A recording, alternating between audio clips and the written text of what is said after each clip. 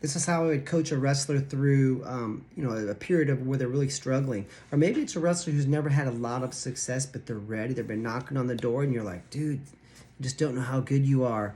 Or maybe someone who's already been successful who's now in a slump. Maybe they went from 8th grade to 9th grade. Maybe they are growing into their body. Maybe they are, a sophomore, bigger weight athlete who's wrestling older wrestlers.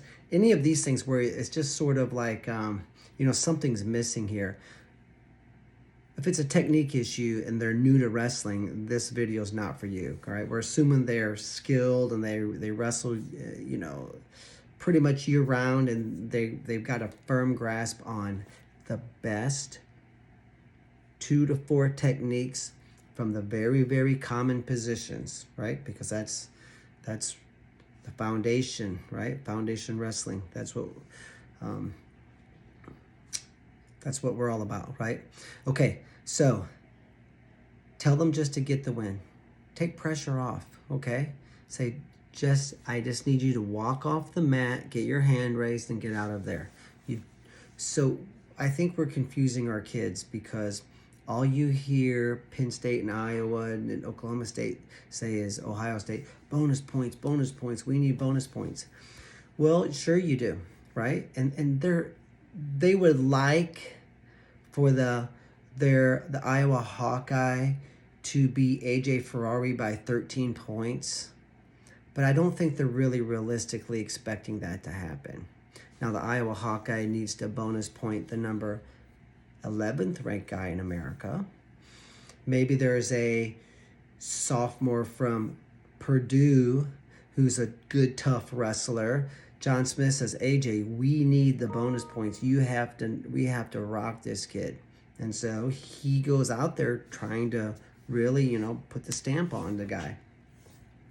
I'm not sure when you get Oklahoma State and Iowa Hawkeye NCAA champs going against each other that they're saying, you need to bonus point this guy. I'm not sure that's happening. In fact, I'm sure it's probably not. Okay, so what we're doing though is we're taking at kids and we're saying, you got to dominate everyone. You got to score. You got to, right? And they're going out there and, dude, just move the ball down the field, okay? They're already rushing. They're already freaked out inside, right? There's I think it's Pat Tomey. I don't really follow sports, actually. Pat Tomey, baseball player. He talked about slowing the game down. He's actually on Drury Outdoors. I'm more into hunting than following sports. But he is a big deer hunter. So if you follow deer hunting and those TV shows and stuff, last name Tomey, Thome. He was on talking deer hunting or one of those shows, and he was talking about the importance of slowing the game down, which is slowing your mind down as a pitcher, and when you're hunting and there's a big animal there and you're trying to execute the shot, you have to slow down. What do we do in wrestling? Well, in baseball, we hit the ball. Hard, steady contact. That's what I want out of you. They don't say, you need to hit 3 home runs. You're going to get at bat 5 times today. You need to hit 3 home runs.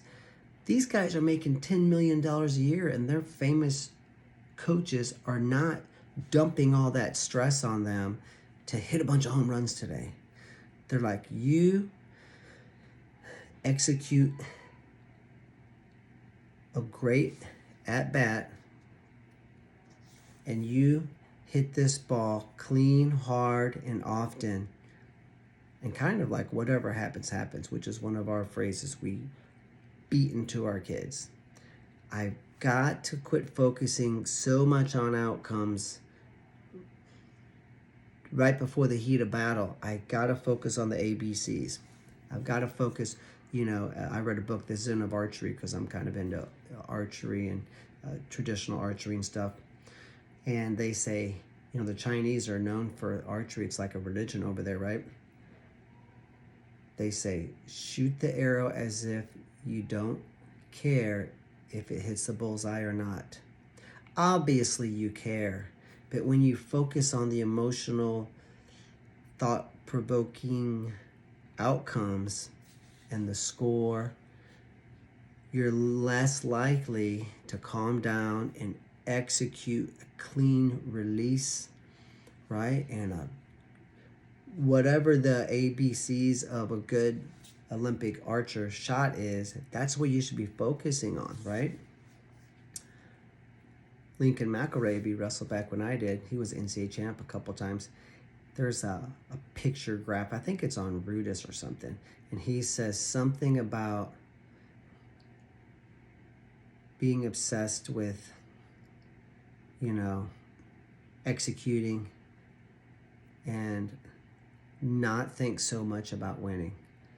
So when do you think about winning? You think about, that's whenever you're trying to get motivated, right? To go practice. You're daydreaming about having success. You're like, dude, I won the state title 1,000 times already in my head. Sure, you want to, if I'm climbing Mount Everest, I want to look at the top of the mountain on occasion. If I'm at a big 3-day tournament and I'm going to get ready to go into the quarters, I went 2-0 yesterday, I made weight this morning, I got the quarterfinal match, I might go look at that weight bracket and envision myself being over here in the champion column. I might envision myself having that trophy. I may go look at that trophy and I might say, I want to be in this finals. I want to be on the stage, right? So it's good to think about winning at those times. But then I'm like, okay, I've got that taken care of. Now I got to focus on the ABCs, right?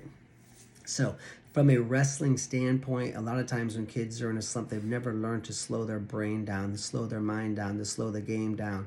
You might be putting pressure on them, trying to bonus point everybody, which you should, when you're ranked, number 3 in the state, you should first get the match won, because this is the upset sport of the world. We have number 17th ranked NCAA guys making the NCAA finals and stuff, right? If you don't slow the game down a little bit. I was ranked first and ended up 7th. When I wrestled in college, my senior year, didn't slow the game down, didn't focus on just, hey, I just got to win matches, right? Beat the guy that won the NCAA tournament 9-5 earlier. Took him down 4 times, but he won the NCAAs and I didn't. Why?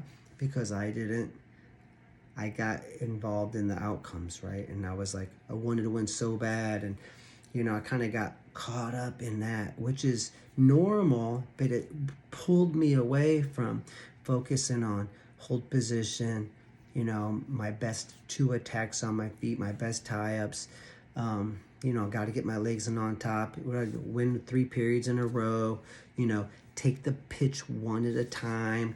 If you hit a home run, great, but we were mostly going to focus on making hard contact with the ball, the ABCs, right?